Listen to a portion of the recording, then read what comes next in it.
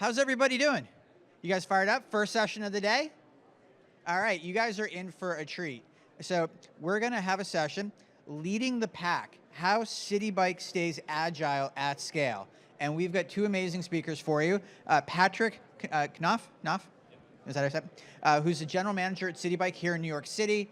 And then Miller Nuttle, who is the director of public policy for Lyft. So are you guys taking questions? Okay, cool. So think of some really hard questions for them, but they're going to kick it off, and anything you've ever wanted to know about Citi Bike, you are gonna learn. Here you go. Thank you so much.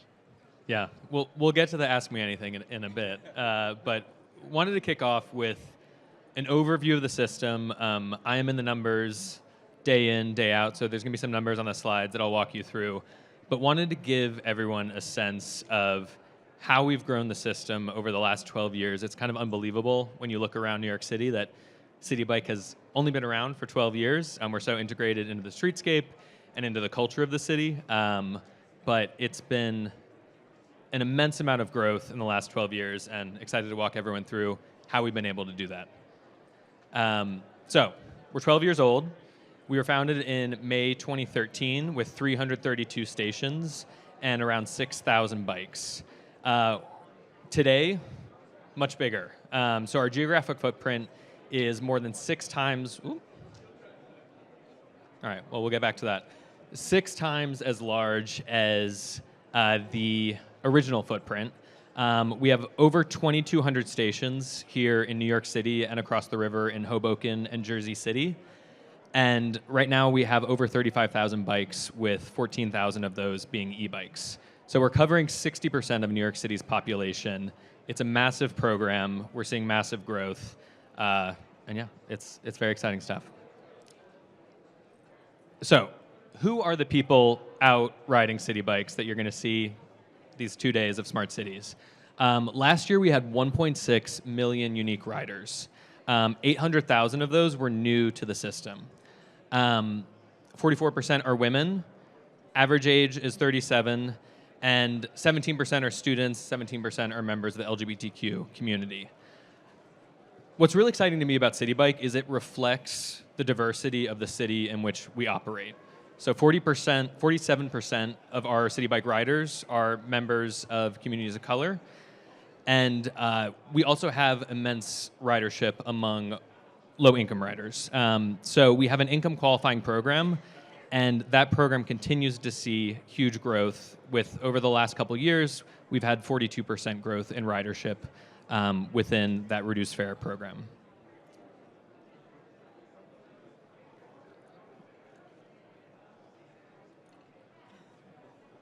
Sorry, slide delay.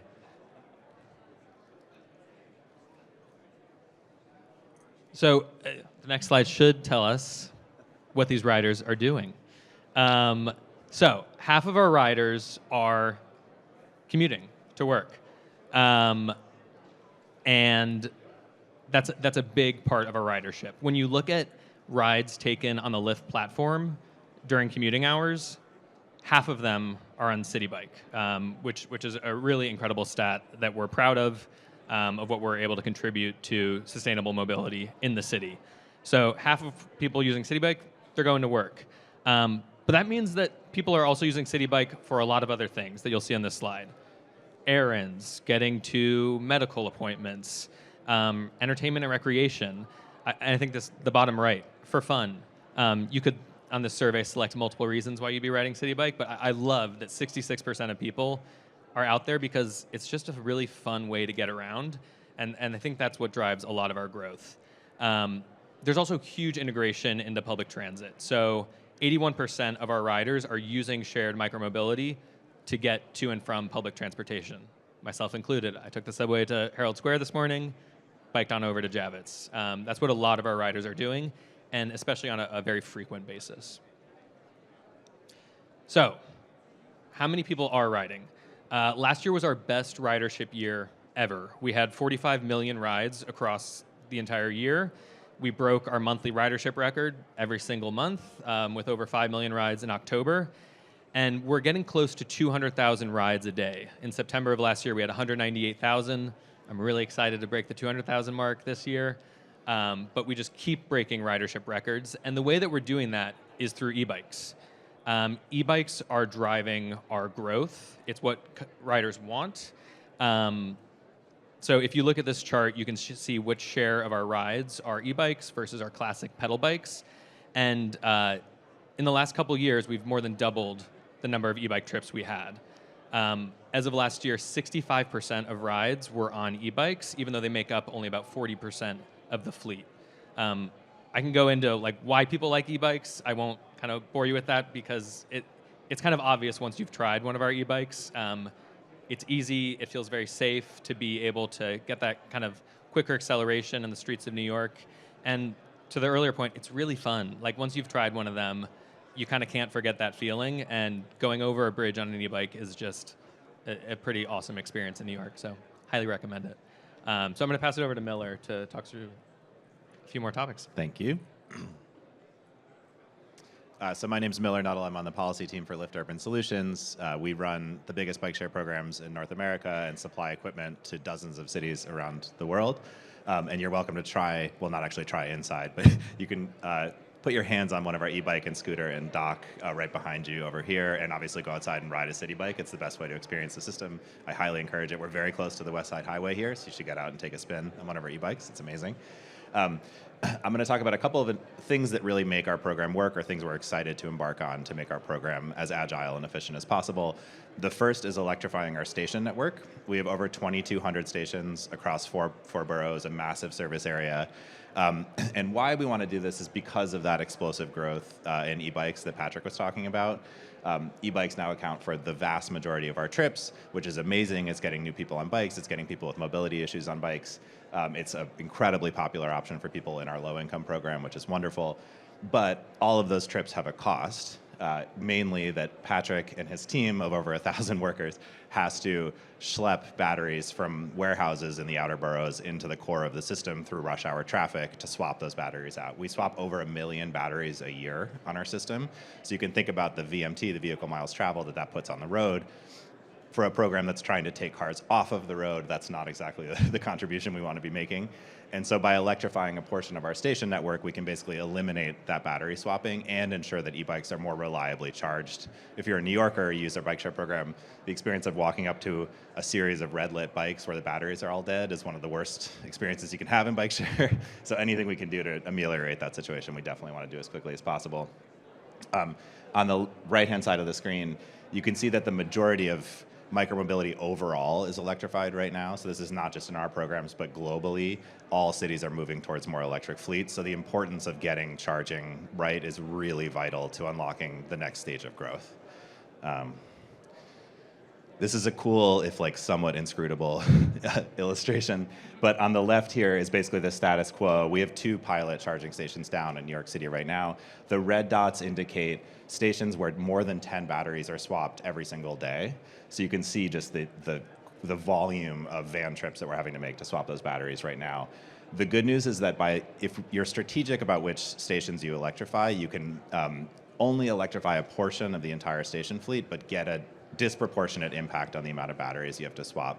So as you can see, as you move right on this slide and target the highest ridership stations, the stations that are seeing the greatest number of bikes on a daily or weekly, every few days basis, by getting upwards, in a New York City context at least, of about 20% of the stations electrified, you can basically eliminate the need to battery swap entirely.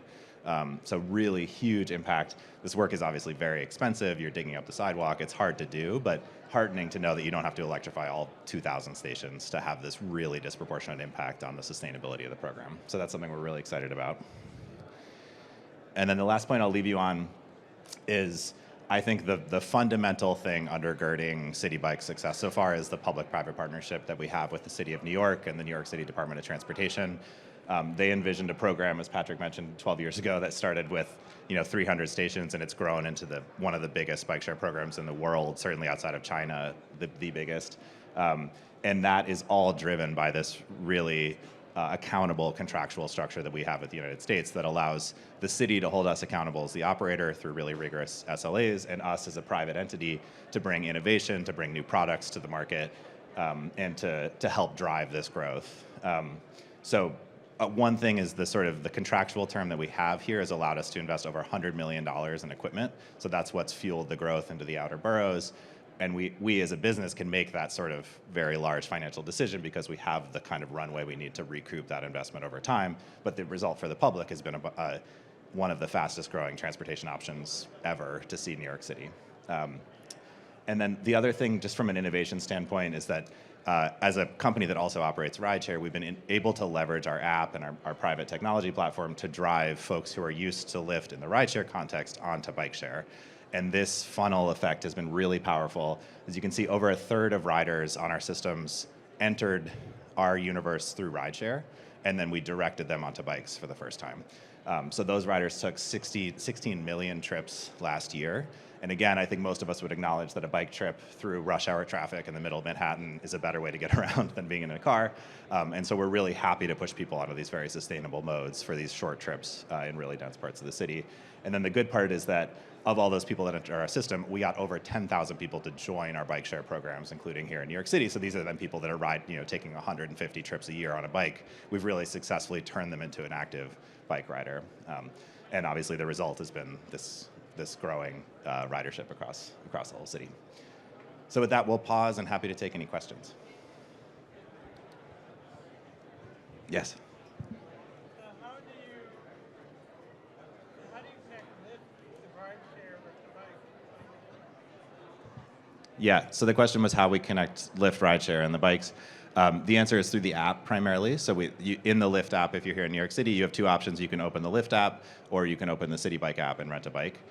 So that, if you'll see at the bottom, in New York and many of our other cities where we operate bike share, you have the option to toggle between rideshare or two wheels. And if you click the two wheels, the Citi Bike network pops up and you can rent a bike. It's very easy, efficient. Encourage you to try it, or you can just download the Citi Bike app and use it that way too.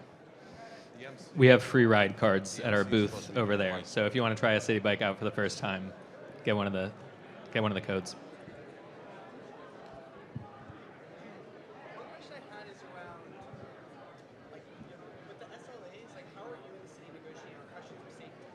Biking in New York City is, City biking program obviously limited bikes designed a certain way, and that may feel like challenges about businesses like this. So how do you think about safety, and how is that working with your negotiations with the city? Yeah.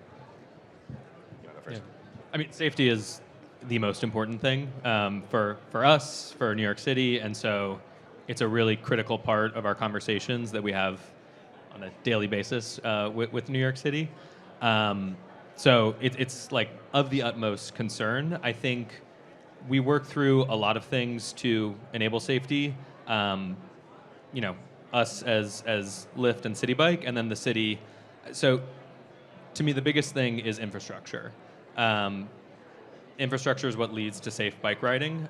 It's also what leads to ridership. People feel safer when they know I have a protected bike lane I can ride in, and that produces safety in numbers with more cyclists using that infrastructure. So we work very closely with the city in terms of citing our stations and encouraging bike infrastructure investment on their part, and really proud of the many miles of bike lanes that have been built in the last few years.